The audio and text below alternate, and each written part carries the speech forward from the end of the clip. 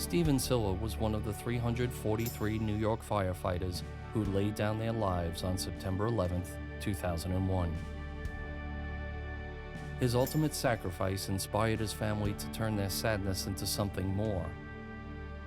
What started as a small charity run to honor him has blossomed into an international foundation that's raised over $70 million for disabled veterans. His family turned his sacrifice into a legacy. This is their story of triumph. Their story of overcoming 9/11.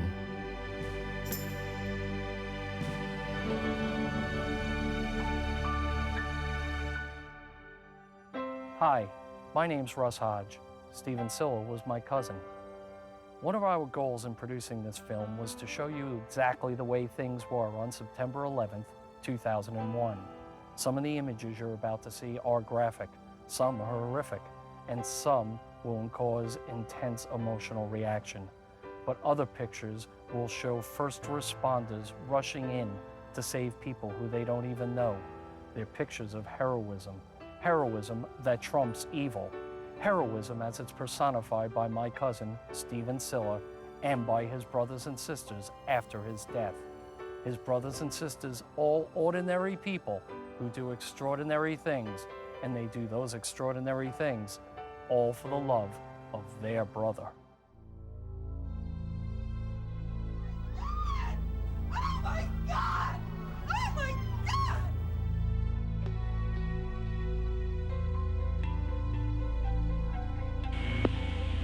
There's been a major collapse.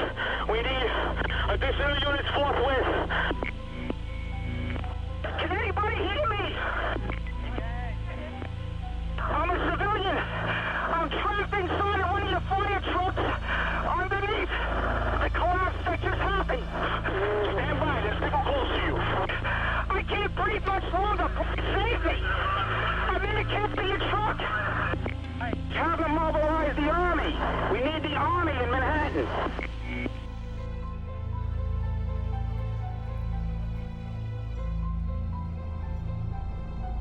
My brother-in-law, Frank, came over to the house, and then George came over to the house, and Russell was there. We were supposed to golf. And they were waiting for him to come home from work. Stephen was going to drive back from, he was in Squad 1, worked overnight in Brooklyn, play around the golf in Jersey. Honestly, I thought of Stephen as impervious to danger. I never imagined it happening. It was like somebody hit you over the head with a sledgehammer. We were just, how could this happen?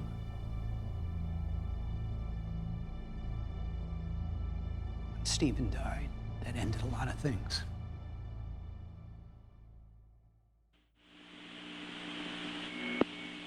Battalion 1 to Manhattan. Battalion 1. We just had a plane crash into Alpha 4 of the World Trade Center, transmit a second alarm, and start relocating companies into the area. 10-4, Battalion 1. Stephen Siller was not only a New York City firefighter, he was a member of Brooklyn's elite Rescue Squad 1. You know, we say firefighters save people, squad and rescue save firefighters. If I had seen something on the news, he knew I would see it, so he would always just give me a quick phone call to give me a heads up to let me know that he was safe. I thought he was invincible. The World Trade Center, tower number 1 is on fire. Send every available ambulance, everything you got to the World Trade Center now. Could be terrorists. It could be terrorists, you never know. Day one, there was something special about him. He just reinforced that day in and day out. I can recall when I was leaving for the service, I mean, he was only like 4.5. And I woke him up in the morning. And here's this little kid, 4.5 years old, trying to wake up, typical Stephen, trying to act like he's awake when he wasn't awake. And he's saying to me, "Oh, George, you'll be all right. You're strong, you'll be a good soldier." And I'm actually feeling better. This little kid's talking to me. So he had a way of making people feel better. I guess my earliest childhood memories of him was when he was about 7, running down my street, running down Allen Court in a big blue snorkel jacket with a runny nose. And He was always outside. He was always in the park playing. See if I can have jumpers, baby, jumpers. Come on. Police were telling me to look up, and debris was coming down. It was hitting people. And as I was looking up, I could see that a man was throwing himself out of the 101st floor, 102nd floor. Literally, as we're speaking, people are either jumping out of the building from 60, 70, 80, 90 floors up. Whoa! Or just simply falling out of the Holy windows. shit! One of the most horrific things we've ever seen in all of our People are lives. jumping out of the building from the 80th floor!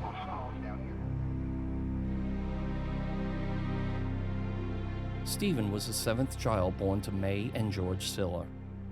He was nearly 15 years younger than any of his brothers and sisters. Oh, well, Stephen was just like cat's meow.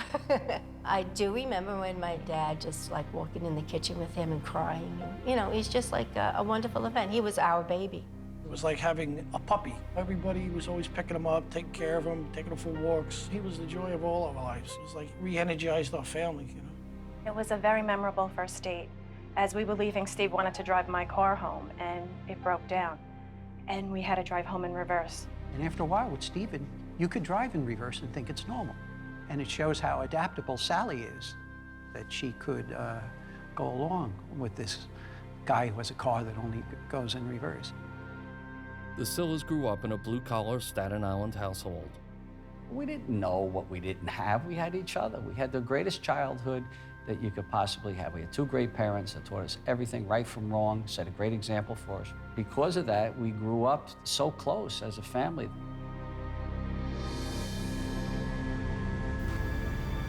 We have not been able to see what, if any kind of an aircraft is inside the building. This is the best vantage point right here, and as you can see, just a huge gaping hole throughout the entire side of this tower right now.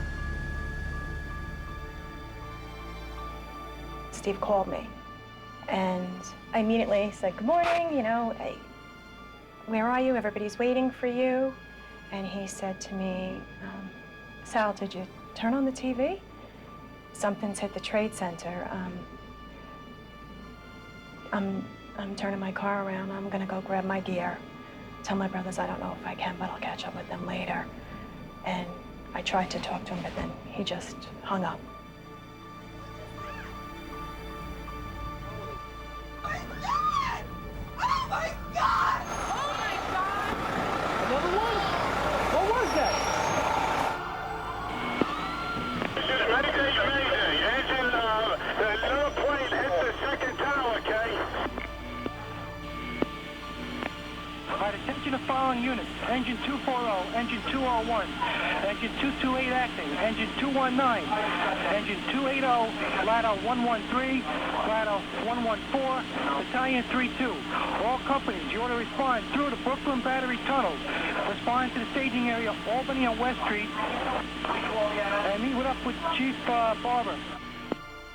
And at that point, I knew it was a terrorist attack, for sure. I said to the police commissioner, "This is off the charts. We're just gonna have to do the best we can. We don't have a plan for this." Debris had been raining down on us. We dumped into a garage and waited till the debris had stopped coming out. The emergency service response to the attacks on the World Trade Center's Twin Towers was the largest in the history of the United States. Over 2,000 New York City and Port Authority police officers were called in to secure the area, search, and rescue survivors. 100 EMT units quickly arrived to set up triage centers and to get the wounded to nearby hospitals. The FDNY deployed more than 400 firefighters to evacuate the estimated 17,000 people still inside the buildings. The plane almost hit my crane. Right over here, the plane tilted. Came about 50 feet from the plane, went straight into the building. I saw it hit the building. What do you think happened? Two hijacked plane. Really? Yep. Hijacked plane, what you can do? What do you think Suicide bomb, but yeah. I've never seen something like it. Just like Stephen, off-duty first responders from all over New York's 5 boroughs were rushing to help any way that they could. I was actually living on Staten Island and crossing the Verrazano Bridge. I was in my private vehicle and I wondered how I was going to get in. And then a caravan of emergency vehicles was coming over the bridge. It flashed my badge and he let me in. and got into the HOV lanes and through the Battery Tunnel. You know, Stephen got caught on the other side. Stephen was 34 years old and the father of 5. His oldest was 9, and his youngest was just 8 months old. He was going to go golfing with Russell, Georgie, and Frankie.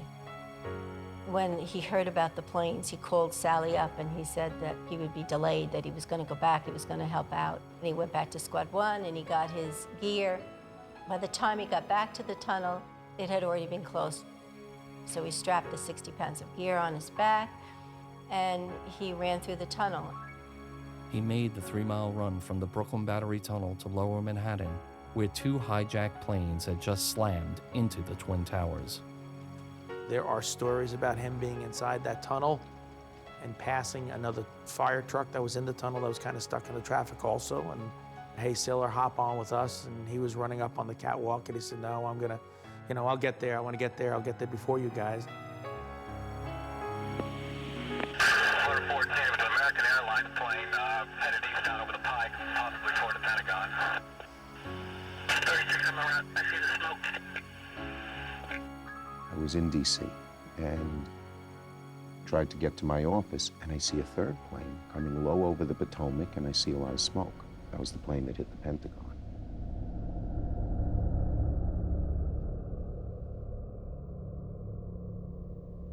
I thought this is World War III.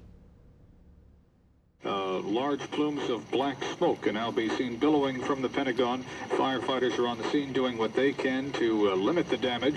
Everyone was glued to the TV.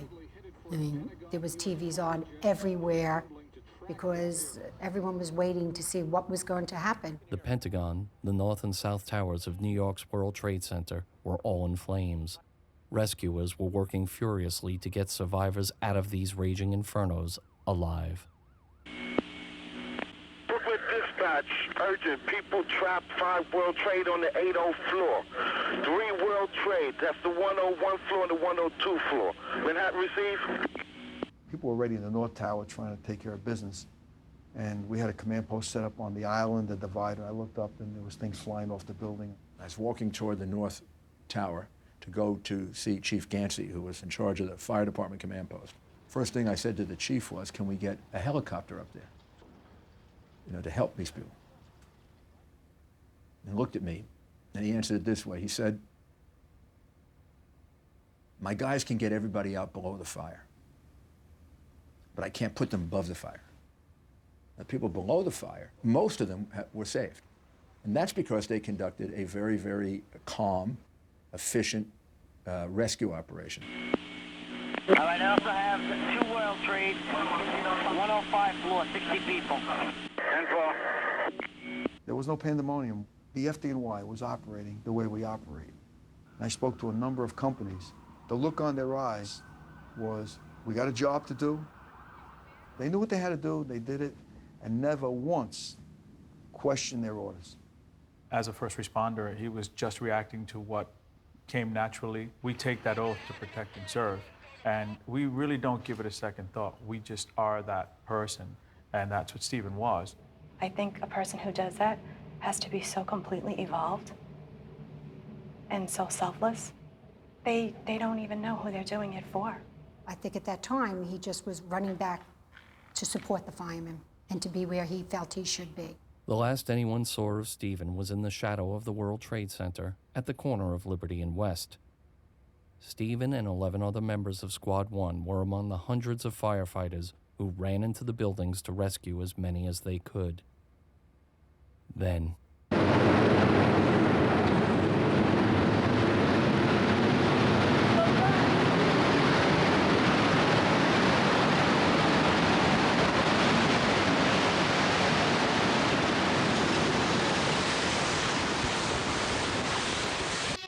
Oh my God! Oh my God! Oh my God! Oh my God!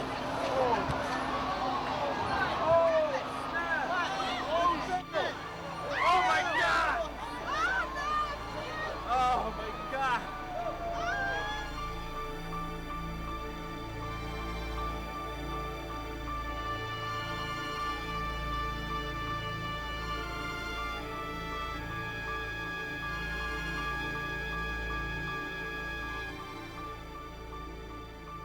first building came down, I remember turning to my mother-in-law and saying, you know, Nancy, I think I just lost my brother.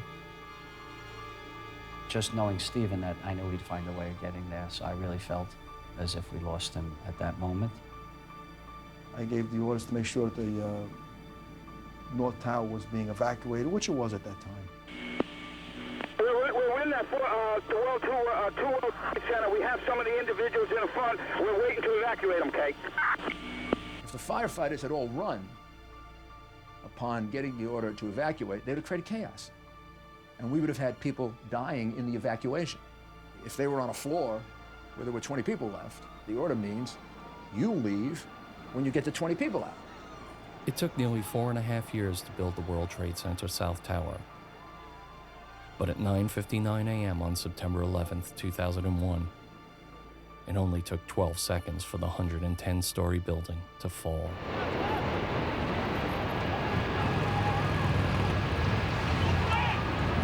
Just over 30 minutes after the South Tower collapsed, while firefighters were still inside evacuating people from the North Tower, the North Tower came crashing down.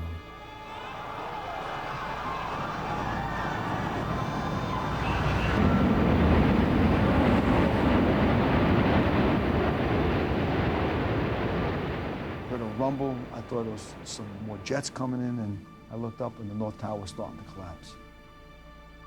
Turned around, ran as far north as I could, realized I wasn't going to outrun this building, dove under a rig, waited till the debris had cleared. Luckily enough, the rig survived the collapse.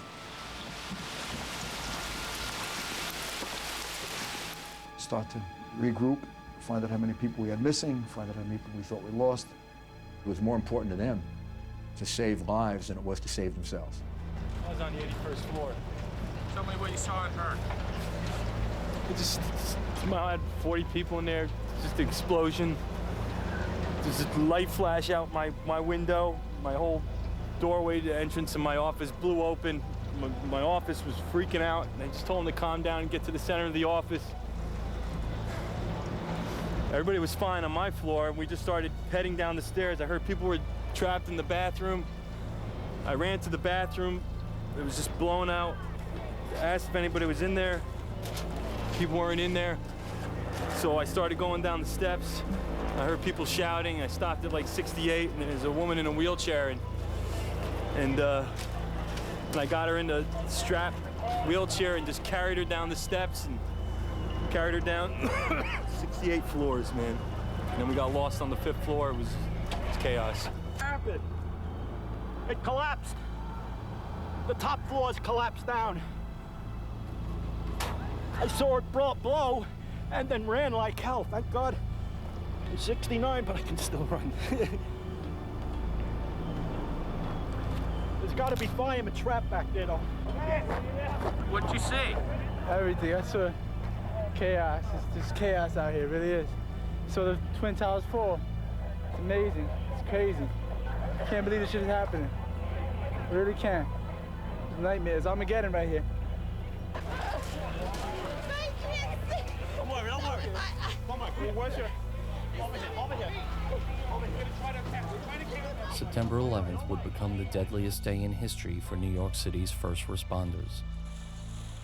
19 terrorists hijacked 4 passenger planes to use as missiles against iconic American buildings. United Airlines Flight 175 hit the World Trade Center South Tower. American Airlines Flight 11 hit the World Trade Center North Tower. American Airlines Flight 77 hit the Pentagon. United Airlines Flight 93 was heroically brought down deliberately by passengers, crashing it into a field in Shanksville, Pennsylvania. The attacks on America claimed thousands of innocent lives.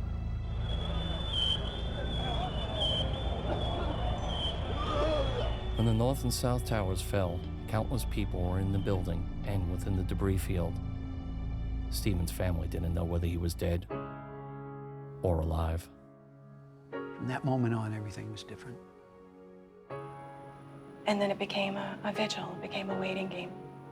I kind of felt, like most of us, that afterwards that Stephen's a survivor, you know, that he'll find air pocket. There was just no doubt in our mind that we were going to get that call. The kids came home.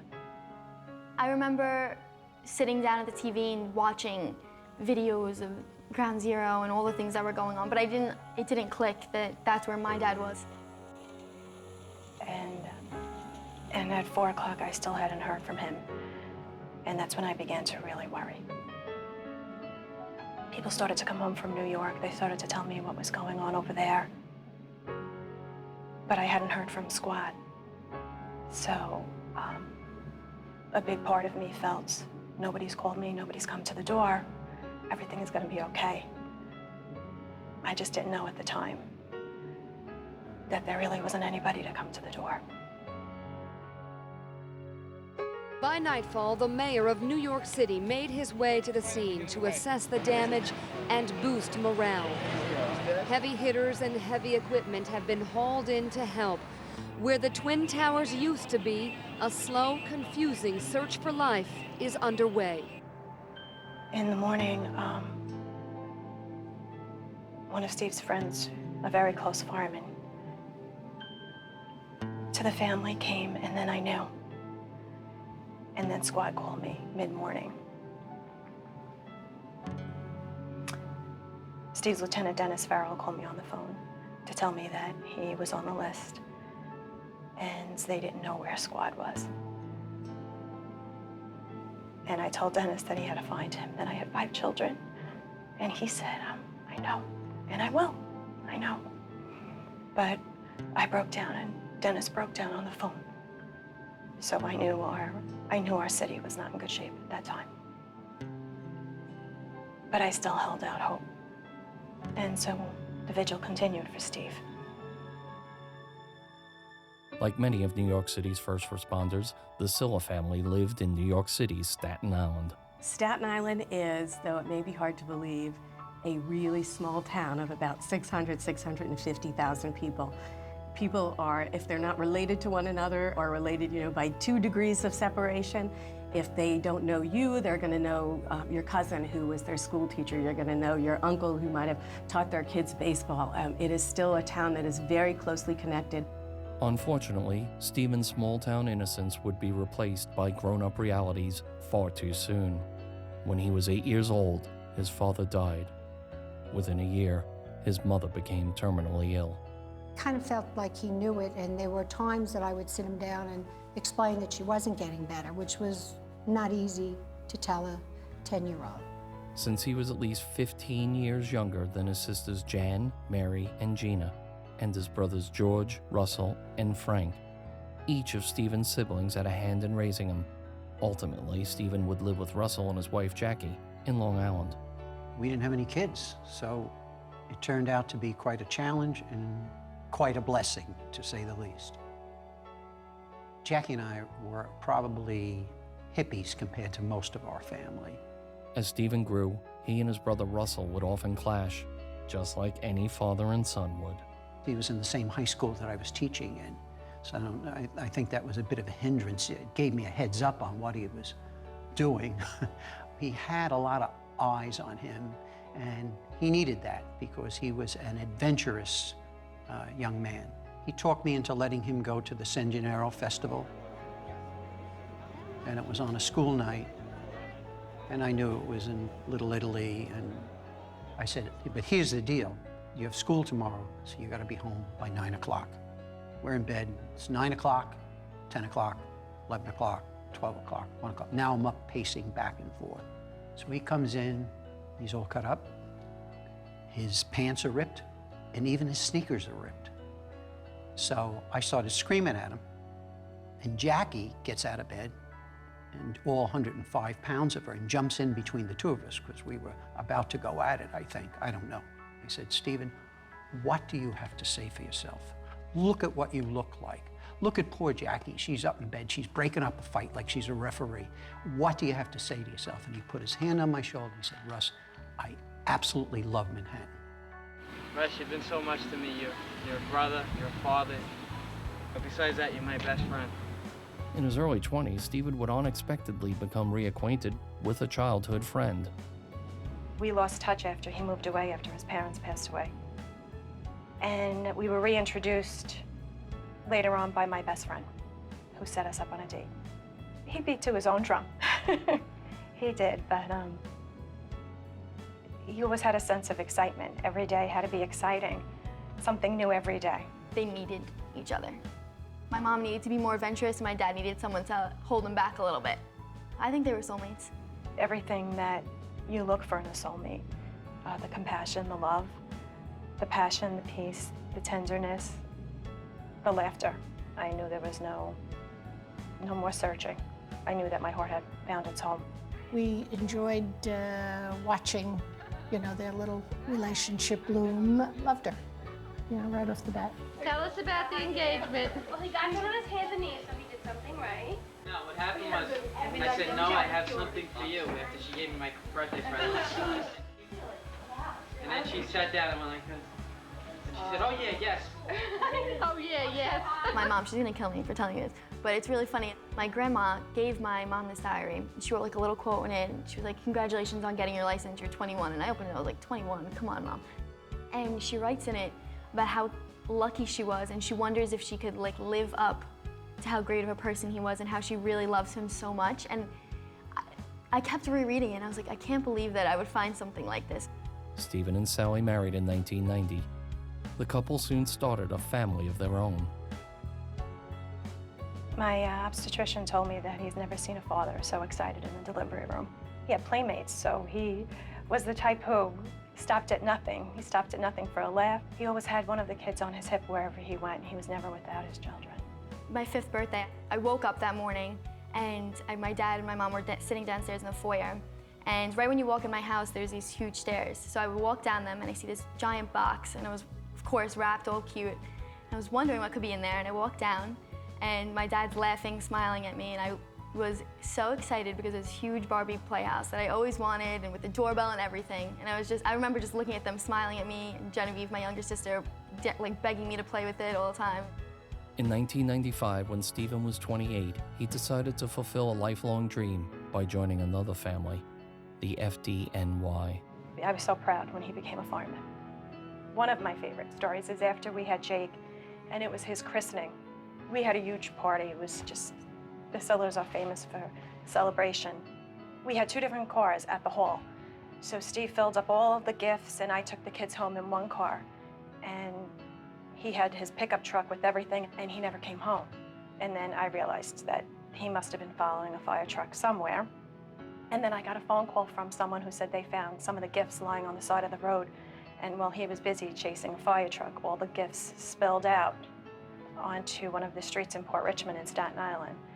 And the only thing that he came home with was a fire truck that was in the front of the car. So he was always trying to catch a job. And he really loved being a fireman. When he went to work, it was home for him.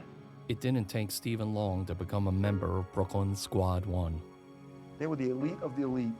Tough, really dedicated. That dedication is what led Stephen Siller to put on 60 pounds of gear and run 3 miles from the Battery Tunnel to the World Trade Center, where he would meet his fate. At that point, we didn't know. We thought there were maybe hundreds still alive in the rubble. And the sight that lives with me is hundreds, maybe thousands of people outside the rubble with signs. Have you seen my daughter, Jenny, her picture? Have you seen my father, Bill, his picture? I went there myself and tried to find Stephen. I went with some firefighters and friends of mine. Wouldn't you want to go if your brother was there and try to find your brother? Of course, it was 110 stories times 2 built up over it. It wasn't easy to try to find them. And I really felt, my sick head that I was going to go find him. I was so determined, and I felt like I could go find Stephen. I wanted to be able to find him. And I didn't go there to find him alive. I just wanted to find some remains. I didn't find Stephen, but I dug and found other parts of other people. And that I will never forget, because I knew that that meant something to another family. I so wanted it for our family. It was hard. It was hard to accept when we all finally did. What am I doing here? And he's gone. He's the one with the family. It's a hell of a thing. It's a hell of a thing to lose anybody. It's a hell of a thing to lose Stephen. He was great. I miss his greatness. He was only 34. And he touched so many lives. So, to sit there and to even possibly think that he would not be coming home, that he would not watch his children grow, that he wouldn't be playing golf with his brothers or having dinner with his sisters, to be here for his children's first steps, their graduations, it's unfathomable. You can't imagine it. So I guess it was about 4 days later I sat down with my oldest daughter, and she knew.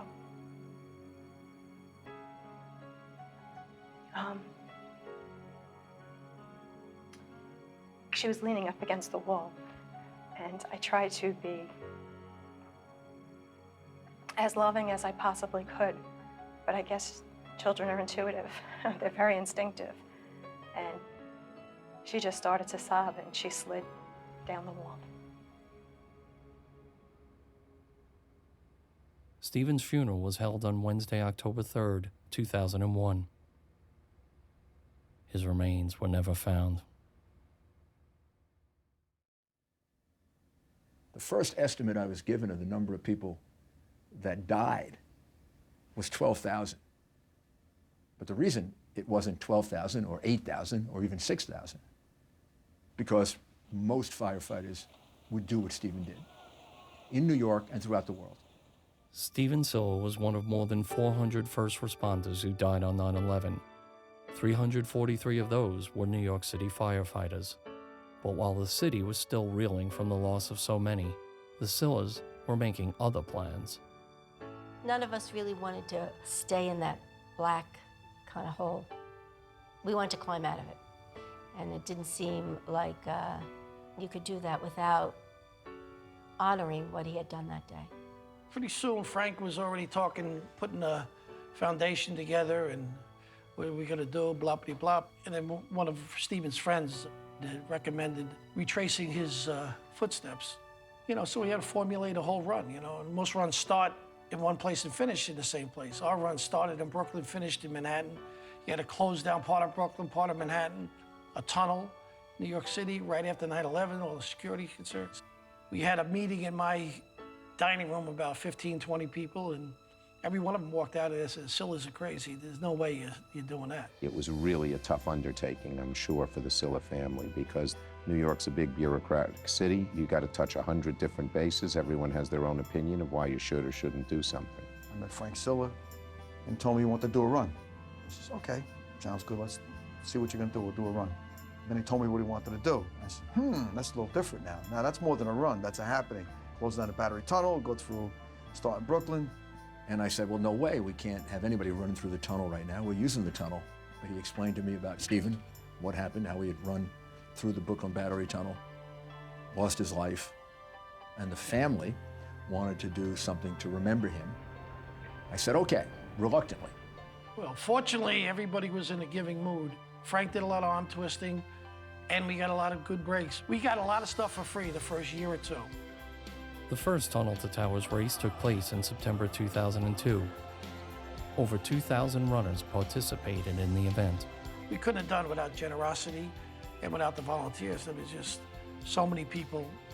People were coming to us, volunteering and thanking us for being able to do something. It's so much like what Stephen would love. In the next dozen years, the race grew and grew and grew. Now 30,000 people participate in the run each year.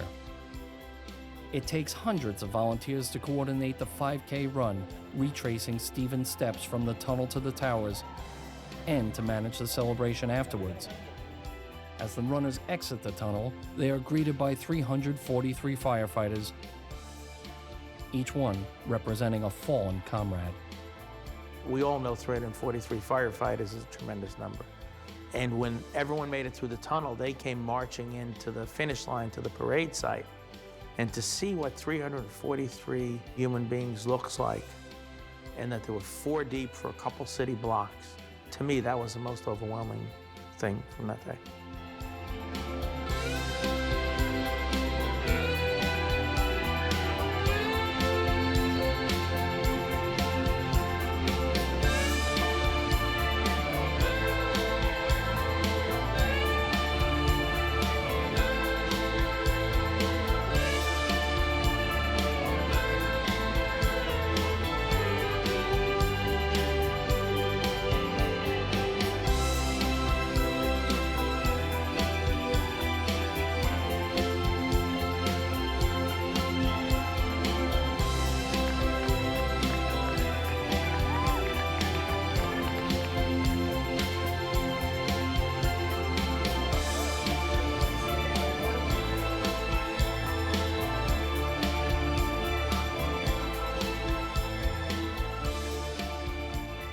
Really hard for me to get through because I look at those faces and so many that I knew. It makes me proud to say I'm a New York City firefighter.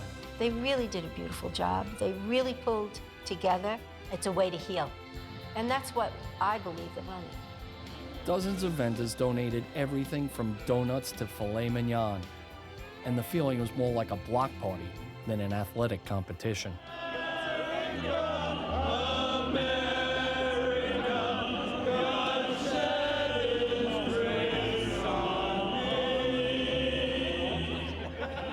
In addition to the race in New York, runs have taken place all over the world, from London to Kandahar.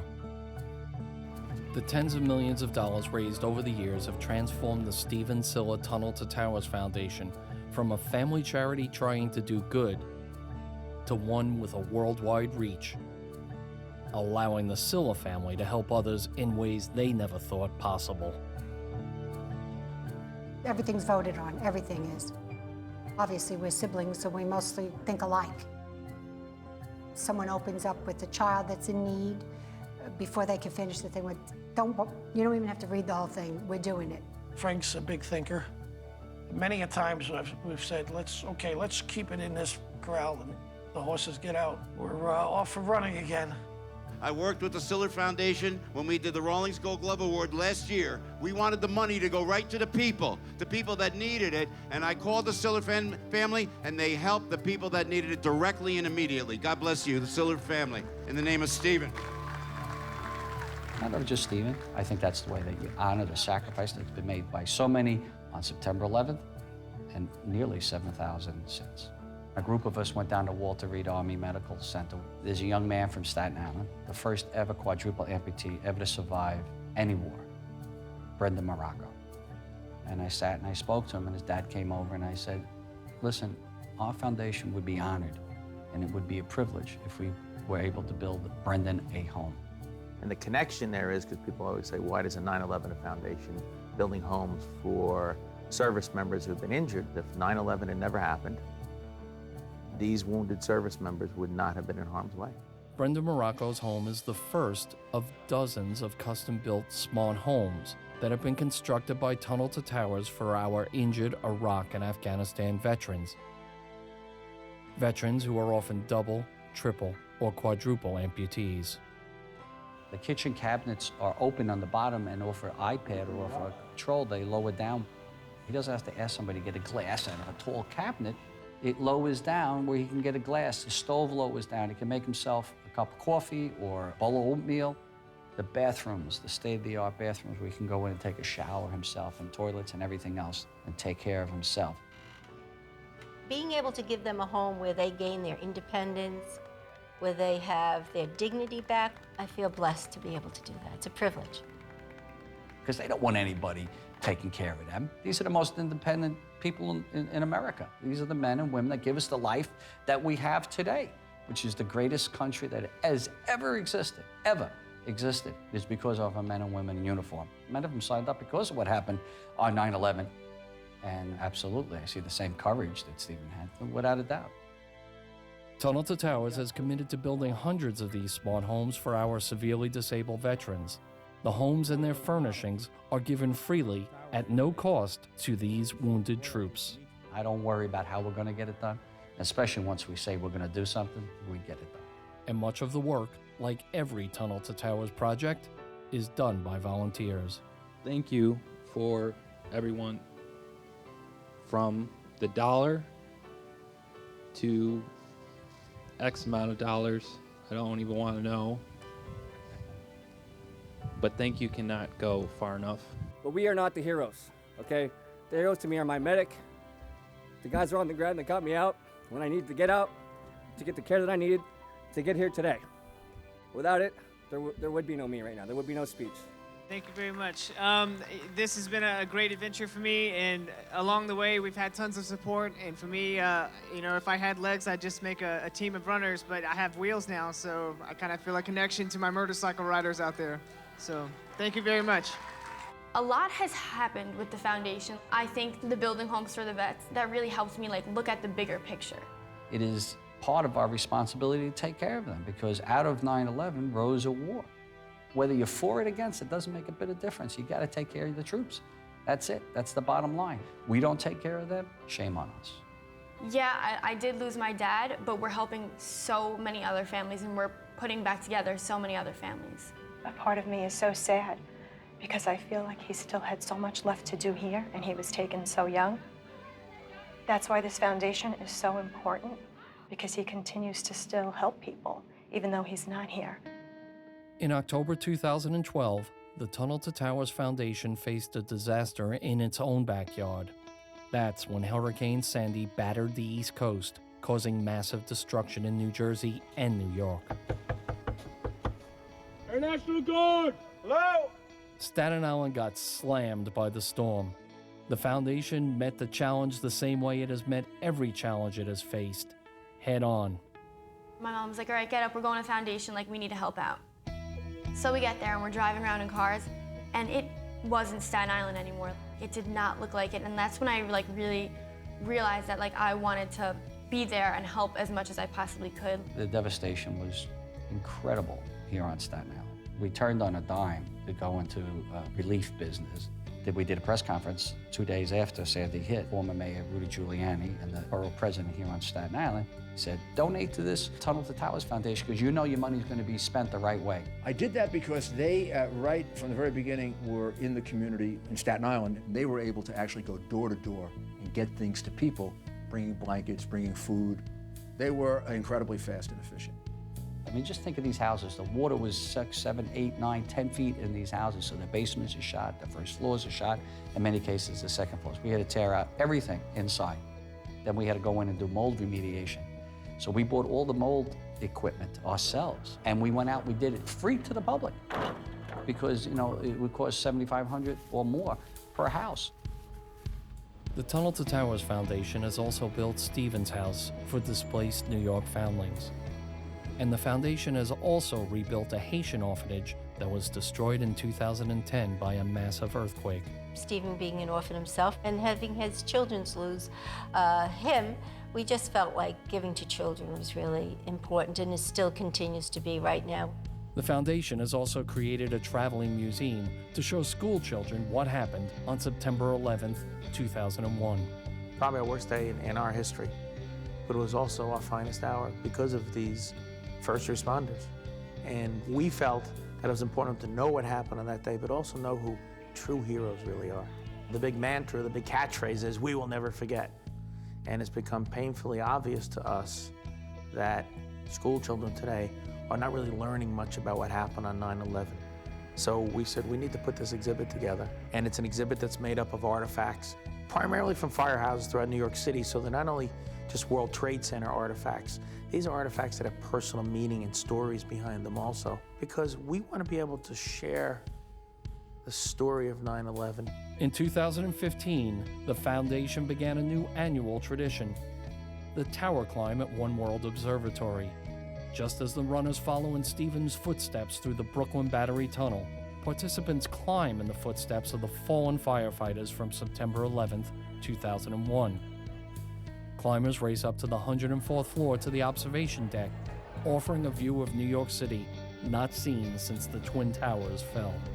I wanted to come out for this climb, because it's a great challenge for me, because being a double above the knee amputee, stairs are actually pretty difficult. But I really admire the Stephen Siller Tunnel to Towers mission, helping veterans and first responders alike. And then I think it's admirable that they've had that issue that they believed in, and they went out there and they did something to affect change with that issue. I mean, you think about it. We're a ordinary Staten Island family, started a foundation that's become worldwide as far as those things go. And I attribute a lot of that to us as a unit, but I attribute a lot of it to Frankie. You stand up on that stage, you look out, and you say, Steve, hey, look what you've done. It took 6 siblings to pull this together. And we feel that Stephen, if it happened like to us, could have done it all himself. He was that dynamic, that energetic, that determined. You see thousands and thousands of people in the military running through the tunnel. Every year, cadets from West Point line up at the starting line to cheer on disabled veterans as they enter the Brooklyn Battery Tunnel, before making the 3-mile trek themselves. Members from all branches of the armed forces join thousands of others running through the tunnel. Some even wear their full gear to follow in the footsteps of Stephen Siller. Every single day I live my life like I lost my dad. But that day I realized all the other people that lost their lives too. When you're running through that tunnel, you have to imagine like that he did that, and he saved people's lives. When my mom runs through the tunnel in my dad's jacket, I think that that's what gets me. It's a tearjerker. I had the coat in the closet. And I went to grab it on the Friday morning to take it into the city, and it still smelled of smoke. And I would say I had a very bad moment. I didn't realize that the sense of smell could bring you back to such profound grief, but it did. But I still put it on and I ran. And I realized that Steve's not here to run, so all of us have to run for him. We have to run for everybody that was lost on that day. This race just isn't about him. This race is about staying united and moving forward and helping people. It truly represents 9/11. You go into that tunnel, and on that day, we know what awaits us when we go through. But on September 11th, they didn't know.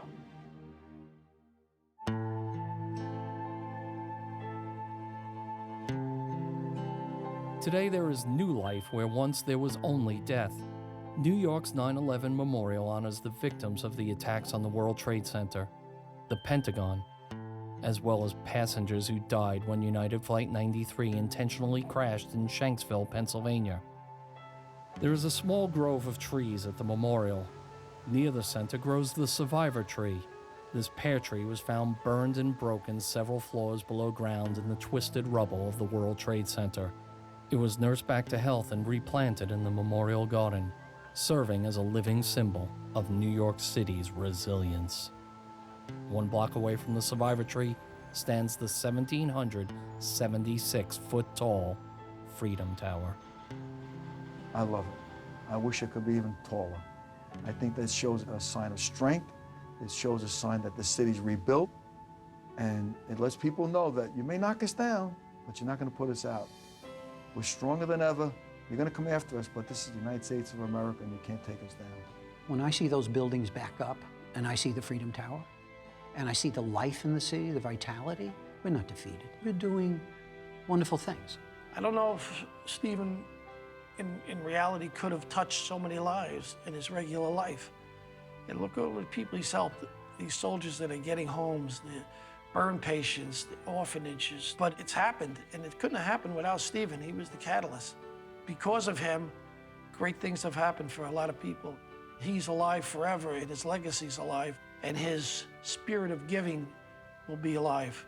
Even though he had everything to live for, he had the most adorable 5 children you could ever imagine, and Sally, who loved him dearly, and extended family and friends, and that wasn't his priority at that moment. It was other people. When you look at the courage and the dedication and the sacrifice of the people who have lost their families on 9/11, it is quite clear that they stand up there and give a signal to Staten Island, New York, and the rest of this world that the terrorists didn't win. They didn't win with us. They did not win with New York. New York is bouncing back, looking better than ever. Ultimately, evil never wins. unless you're a Yankee fan. If I'm angry, then the terrorists continue to win. And Steve would not want that. Defeated? No. Defeated? No. It'll just keep on growing. We hope that this will be around for many, many years. We are a grassroots foundation that counts on thousands and thousands of volunteers to join us in our mission to make sure that we do good. And that's my message to my children all the time. You feeling bad? Go help somebody. You'll feel better. There's still a lot of pain out there. There's still a lot of people who haven't really been able to process it. That doesn't go away. Every birthday, every holiday, every event that Stephen's children have are without him, you know? And so that's daily for us. Who's gonna walk me down the aisle? Like that's always the thing that comes to my head. And I think that always just I used to get so mad at that. And now like, I could think about it and like, he's there either way to me. Like that's completely accepting it in my eyes. Everywhere we go, we feel him here. I wish he was there, like graduations, stuff like that. But I think that he knows that I can still talk to him. And I just think that he's always watching out for me regardless of where I am. Siller Run is a spiritual event. And it's spiritual in the sense that the family, instead of cursing the darkness, lit a candle. The scriptures tell us that's one of the most noble things you can do. God made human beings in such an amazing and resilient way that, you know, Stephen's act of courage, which was supreme, is in small ways mirrored by so many of us in so many ways. And look how much good has come out of this. Look how many people have been helped by the Tunnel to Towers Foundation, people that never would have gotten that help in any other way. I just want to make sure we continue doing good. And every time I say that, something else happens that explodes the foundation, and we end up doing a lot of good. I feel Stephen's presence. I feel like, you know, he's getting a big kick out of this. Keeping us busy. Kept us busy then, he's keeping us busy now. He said if anything ever happened to him, do something small. But Sillers, we don't do small things. So I think that he's beyond proud. He's beyond grateful. And I think he's thrilled that we didn't forget, that we haven't forgotten, that we can't and we won't forget. The Tunnel to Towers Foundation sprung out of the ashes of September 11th, 2001. It has been a force for good for everyone that it touches, all while following in the footsteps of Stephen Siller. We wouldn't be surprised if Steve walked through the door.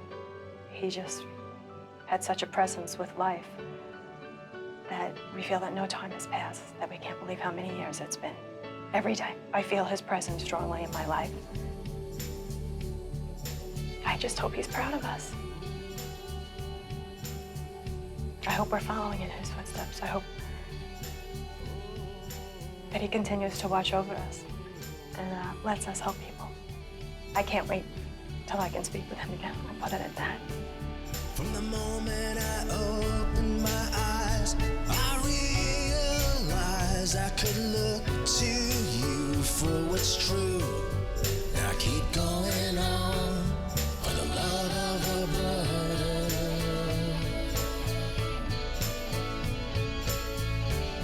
And it wasn't just me. Anyone could see you're like Superman. I don't understand. I keep going on for the love of a brother.